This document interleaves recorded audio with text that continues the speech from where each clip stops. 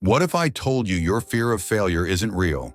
That it's just a trick, an illusion your brain plays to keep you small, predictable, and safe? Stick with me for just a few minutes. Yes, just a few, and I'll prove it. By the end of this, failure will no longer be a threat. It will be your teacher.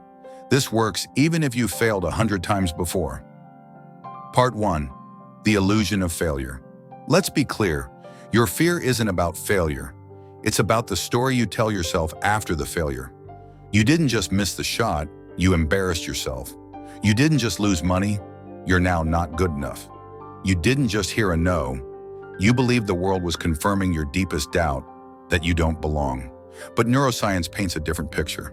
The amygdala, the brain's fear center, lights up not because you failed, but because of what failure means to you. And that meaning? It's made up. It's fiction.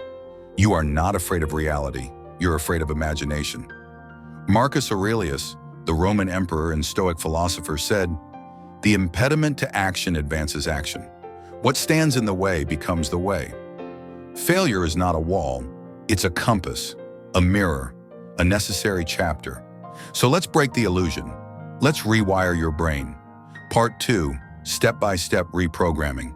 Step 1, the premeditation of evils, Stoic antidote. Every morning, pause. Picture the failure, not success, the failure. See the embarrassment, the bankruptcy, the rejection email. Now ask yourself, could I survive this? 99% of the time, the answer is yes.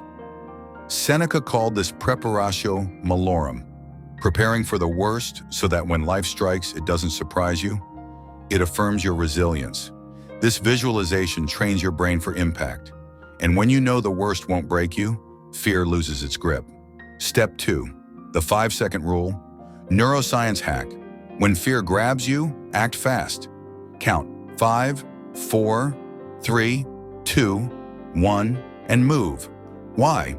Because your prefrontal cortex, the rational part of your brain, needs a few seconds to overpower your fear response. Mel Robbins popularized this, but neuroscience confirms it. Immediate action breaks anxiety. You don't need confidence. You need movement. Courage is a decision, not a feeling. Step 3, reframe failure as data, cognitive psychology. Let's borrow a lesson from Edison. He didn't fail 1,000 times. He just found 1,000 ways that didn't work. Every failure is an equation, a test result. You don't get to success by avoiding failure. You get there by organizing it. Ask yourself, what did I learn? What will I change? This mindset, this lens, turns every no into not yet. Part 3, the 7-minute fear drill. Now it's your turn. Take out a sheet of paper, really. Pause the video if you need to. Write down one thing you're avoiding out of fear. 2, the absolute worst that could happen. 3, how you'd bounce back if it did. This is more than a journaling trick. It's a neural reset. You've just pulled your fear from the shadows into the light. What was vague is now defined. What was monstrous is now manageable. Look at that page. That's your courage in writing. Part 4, the hidden cost. Here's the truth you've been avoiding.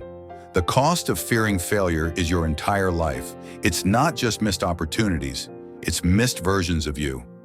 Every time you shrink, stay silent, or don't try, you trade growth for safety. But safety is a lie. The world is not safe. The world is uncertain, but you can become unshakable. The fear never fully disappears, but you stop listening to it. You become the kind of person who walks toward discomfort because you know that's where meaning lives. Fear of failure is just untrained courage. And now you've begun training. Re-watch this when doubt returns.